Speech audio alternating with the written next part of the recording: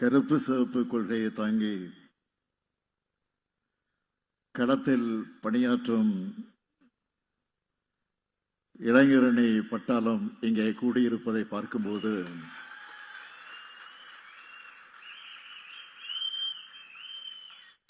திருவள்ளூர் கோட்டமே திராவிட கோட்டமாக மாறியிருப்பதை பார்த்து பெரும் மகிழ்ச்சி அடைகிறேன். காலத்தின் நிறம் கருப்பு சிவப்பு எனும் அறிவு கருவூலத்தை தமிழ் சமூகத்துக்கு அளிக்கின்ற நூல் வெளியீட்டு விழா தமிழ்நாட்டின் லட்சிய கொடியாய் விளங்குகிற நம்முடைய கருப்பு சிவப்பு இருவண்ண கொடிக்கு வயது 75 என்பதை முன்னிட்டு வரலாற்று கண்காட்சி, இருநாள் கருத்தரங்கம், முற்போக்கு புத்தக கண்காட்சின்னு இளைஞரை முன்னெடுத்திருக்கக்கூடிய இந்த கொள்கை திருவிழாவில் பங்கெடுத்திருக்கக்கூடிய என் உயிரோடு கலந்துள்ள தலைவர் கலைஞர் அவர்களின் உயிரினும் உயிரான அன்பு உடன்பிறப்புகளே, உங்கள் அனைவருக்கும் என்னுடைய அன்பான வணக்கம். திராவிட முன்னேற்ற கழகத்தோட 75ஆம் ஆண்டு பயணத்தை நினைவு கூறக்கூடிய இந்த விழாவிற்கு அறிவு திருவிழான்னு உதயநிதி பேர் வச்சிருக்கிறார். இதைவிட பொருத்தமான தலைப்பு வேற இருக்க முடியாதுன்னு தான் சொல்லணும். கழகத்தை தொடங்கினது அறிஞர் அண்ணா. 50 ஆண்டு காலம் அதை கட்டி காத்தவர் நம்முடைய முத்தமிழறிஞர் கலைஞர். கழகத்தினுடைய முதல் தலைமையகம் பெயர் என்னன்னா அறிவகம். தலைவர் கலைஞர் கட்டிய தற்போதைய தலைமையகத்தோட பேரு அறிவாலயம். இப்படி அறிவை மையப்படுத்தி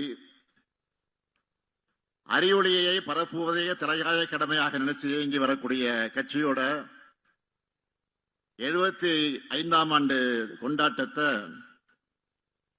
அறிவு திருவிழான்னு சொல்லாம வேற என்ன சொல்லி அழைக்க முடியும்? உலக பொதுமறை வழங்கிய வள்ளுவருக்கான இந்த கூட்டத்தில் தலைவர் கலைஞர் விரும்பிய அறிவு திருவிழாவை ஏற்பாடு செய்துள்ள இளைஞரணியின் செயலாளர் கொள்கை இளவல் தம்பி உதயநிதி அவர்களையும் அவருக்கு துணை நிற்கக்கூடிய இளைஞரணியினுடைய தம்பிமார்களையும் நெஞ்சார பாராட்டுகிறேன். தலைமை கழகத்தின் சார்பில் அவர்களை மனதார வாழ்த்துகிறேன். கடந்த 1 மாத காலமாக இந்த அறிவு திருவிழாவுக்கான பணிகளை தம்பி உதயநிதி அவர்கள் மும்முரமாக ஈடுபட்டு அந்த பணியை அவர்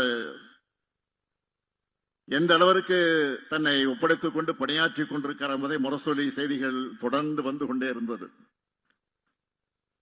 நானும் சரி அப்படி என்னதான் நிகழ்ச்சி ஏற்பாடு செய்யறாங்கன்னு பார்ப்போம் அப்படின்னு காத்துக்கிட்டு இருந்தேன்.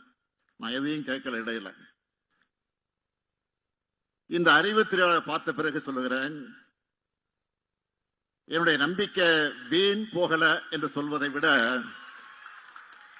நல்லா கவனிங்க, வீண் போகல என்று சொல்வதை விட நான் நினைச்சதை விட சிறப்பாகவே ஏற்பாடு செஞ்சிருக்கீங்க. வள்ளுவர் கோட்டத்தில் என்ன சொல்றேன், தம்பி உதயநிதியோட கொள்கை பிடிப்பு மிக்க செயல்பாடுகளை பார்க்கிறப்போ ஐயன் வள்ளுவர் சொன்னாரு, மகன் தந்தை காற்றும் உதவி இவன் தந்தை என்னோற்றான் கொள்ளெனும் சொல்ல அந்த குரலுக்கேற்ப தம்பி உதயநிதி செயல்படுகிறான்னு பெருமையோடு சொல்றேன். அந்த பெருமையோடு அவருக்கு ஒரு வேண்டுகோள் வைக்க விரும்புகிறேன். ஏன் என்னுடைய அன்பு கட்டளை என்று கூட சொல்லலாம். இந்த அறிவு திருவிழாவை இத்தோடு நிறுத்தாமல் தொடர்ந்து ஆண்டுதோறும் நீங்கள் நடத்திட வேண்டும். நிச்சயம் இளைஞரணி சிறப்பாக நடத்தும் என்ற நம்பிக்கை எனக்கு நிரம்ப உண்டு. முழுக்க முழுக்க சாமானியர்களால் தொடங்கப்பட்டு 1967 முதல் மாநில கட்சியா ஆட்சியை பிடிச்ச சாதனை பிடிச்ச கழக வரலாற்று இன்று வரை மீண்டும் மீண்டும் பல்வேறு கோணங்கள்ல பல ஆய்வாளர்கள் ஆர்வத்தோடு ஆராய்ச்சி பண்ணிக்கிட்டே இருக்காங்க. ஏதோ கட்சியை தொடங்கணும், அடுத்த முதலமைச்சர் நான் தான் அறிவிச்சோம்னு நாம் ஆட்சிக்கு வரல. கழகத்தோட தலைவர்கள் இருந்து கடைகோடி தொண்டர் வர சுற்றி சுழன்று பணியாற்றினாங்க. 18 ஆண்டுகள் உயிரை கொடுத்து ஒவ்வொருத்தரும் உழைச்சாங்க. எத்தனை பத்திரிகைகள், எத்தனை புத்தகங்கள், எத்தனை கூட்டங்கள், எத்தனை கொள்கை வகுப்பெடுப்புகள், நாடகங்கள், திரைப்படங்கள், எத்தனை போராட்டங்கள், எத்தனை சிறைவாசங்கள், எத்தனை தியாகங்கள், எத்தனை துரோகங்கள். திமுக உழைத்த உழைப்பு சாதாரண உழைப்பல்ல. சமூகத்துல சரிவாதி மக்கள் படிப்பறிவு கூட இல்லாத இருந்த காலகட்டத்தில் குக்கிராமத்தில் இருக்கக்கூடிய முடி திருத்தும் கூடிய சலூன் கூட மக்களின் சிந்தனையை திருத்துகிற மையமாக செயல்பட்டுச்சு. சைக்கிள் கடை, டீ கடைன்னு ஒரு இடம் விடாம திராவிட இயக்க இதழ்கள் ஒரு திமுக காரர் வாசிக்க அவரை சுத்தி 10 பேர் செவி வழியாக கேட்டு உலக வரலாற்றை தெரிஞ்சுக்கிட்டாங்க. கிராமத்தில் இருக்கிறவங்களும் கியூபா புரட்சியை தெரிஞ்சு வச்சிருந்தாங்க.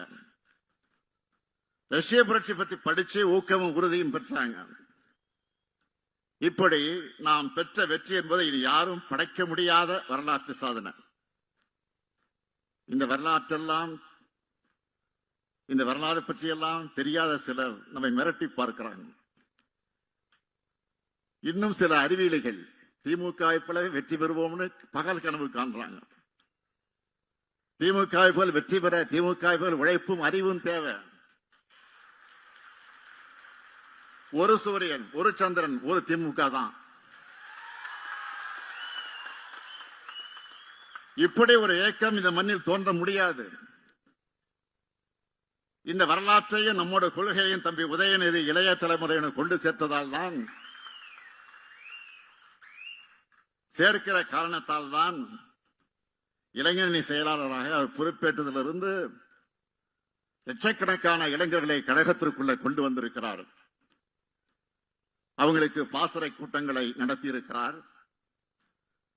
முரசொலியினுடைய கடைசி பக்கத்தில் பாசறை பக்கமாக மாற்றினார். கொள்கைகளை பரப்ப முத்தமிழ் பதிப்பகத்தை தொடங்கினார். தொகுதிதோறும் கலைஞர் நூலகங்களை திறக்கிறார்.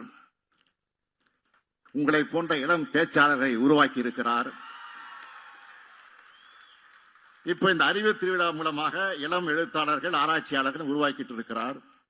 இதுதான் தந்தை பெரியார் செய்த பணி, பேரறிஞர் அண்ணா செய்த பணி, கலைஞர் செய்த பணி, நான் விரும்பும் பணி. இதை உதயநிதி செய்கிற காரணத்தால் தான் தந்தை என்பதை விட இந்த இயக்கத்தோட முதன்மை தொண்டன் என்ற வகையிலே நான் பெருமகிழ்ச்சி அடைகிறேன். இன்னைக்கு வெளியிட்டிருக்கக்கூடிய காலத்தின் நிறம் கருப்பு சிவப்பு புத்தக தலைப்பிலேயே நம்ம இயக்கம் எத்தகைய மாபெரும் அறிவு கருவூலமாக, கொள்கை தேர்வுடைய கோட்டமாக இருக்குன்னு வெளிப்படுத்தி இருக்காங்க.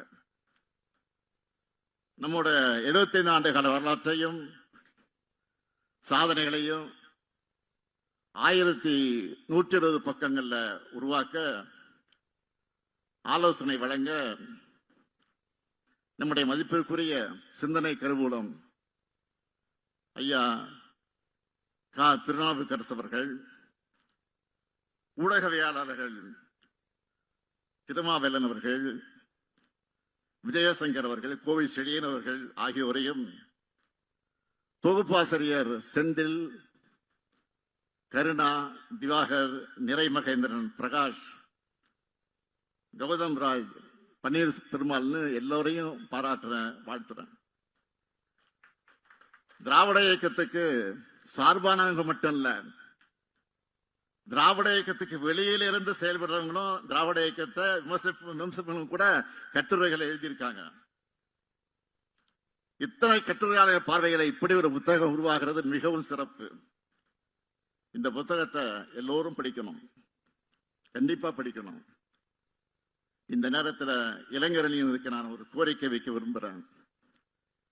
இந்த புத்தகத்தில் இருக்கிற கட்டுரைகளை காலத்துக்கு ஏற்ற மாதிரி வீடியோக்களாக மாற்றி சோசியல் மீடியாவில் எல்லாம் இளைஞர்களுக்கும் கொண்டு போய் சேர்க்கணும். நான் ஏன் இதை சொல்றேன்னா, அன்னை சோனியா காந்தி முதல் அகில இந்திய தலைவர்கள் அனைவரும் தங்கள் பார்வையில நம்மை அளவிட்டு எழுதியிருக்காங்க. இதுல ஒரு மாநில கட்சிய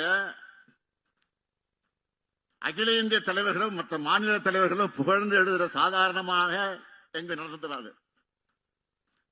முக்கியமான தலைவர்கள் நம்ம இயக்கத்தை பத்தி சொன்ன கருத்துக்கள்ல ஹைலைட்டா ஒரே வரியில மட்டும் நான் இங்க பகிர்ந்துக்கணும் நான் விரும்புறேன். என்னுடைய அன்புக்குரிய அருமை சகோதரர் ராகுல் காந்தி அவர்கள் ஒடுக்குமுறையிலிருந்து மக்களை மீட்ட இயக்கம்னு சொல்லி இருக்கிறார். மதிப்பிற்குரிய லாலு பிரசாத் அவர்கள் சமூக நீதிக்காக 75 ஆண்டுகள் போராடிய இயக்கம்னு பாராட்டி இருக்கிறார். மதிப்புக்குரிய சரத்பவார் அவர்கள் கூட்டாட்சியினுடைய வலிமையான பாரம்பரியம் சொல்லி இருக்கிறார். மதிப்புக்குரிய அகில இந்திய கம்யூனிஸ்ட் இயக்கத்தினுடைய தலைவர் டி ராஜா அவர்கள் சமத்துவத்தின் முகமாக இதை பார்க்கிறேன் என்று அவர் பாராட்டியிருக்கிறார். மதிப்பிற்குரிய ஃபரூக் அப்துல்லா அவர்கள் மதச்சார்பின்மை மற்றும் ஒற்றுமைக்காக பயணிப்பவர்கள் சொல்லி இருக்கிறார்கள். நம்முடைய அன்பிற்குரிய அகிலேஷ் என்ன சொல்லுகிறார்? எங்களுக்கும் திமுக இருப்பது லட்சியங்களுக்கான ஒருவன் சொல்லி இருக்கிறார்.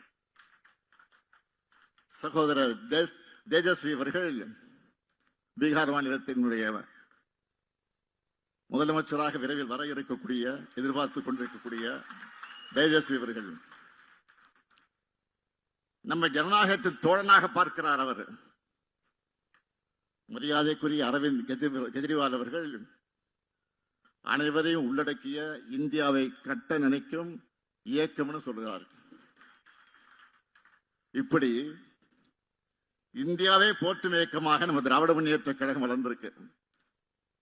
இந்த சாதனைகளும் வளர்ச்சியும் தான் பலருடைய கண்களை உறுத்துது. நாம் பேசும் சமூக நீதி, சுயமரியாதை, மாநில சுயாட்சி, கூட்டாட்சி ஆகிய கருத்துக்கள் இன்றைக்கு இந்தியா முழுமைக்கு பரவிடுச்சு. என்னடா இவங்க தமிழ்நாட்டிலே முடக்க நினைச்சா இந்தியா முழுக்க தாக்கத்தை ஏற்படுத்துறாங்கன்னு கோபப்படுறாங்க. நான் பெருமையோடு சொல்றேன், இந்த அறிவு திருவிழா திராவிடம் வெல்லும், அதை காலம் சொல்லும் என்கிற அந்த முழங்கக்கூடிய திருவிழா இது. இதை ஏற்பாடு செஞ்சிருக்கக்கூடிய,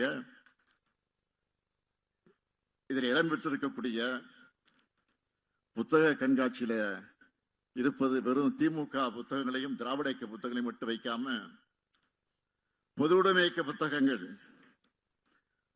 அம்பேத்கரிய புத்தகங்கள், பெண்ணிணைய புத்தகங்கள், அனைத்து வகைப்பட்ட அரசியல் புத்தகங்களும் களமா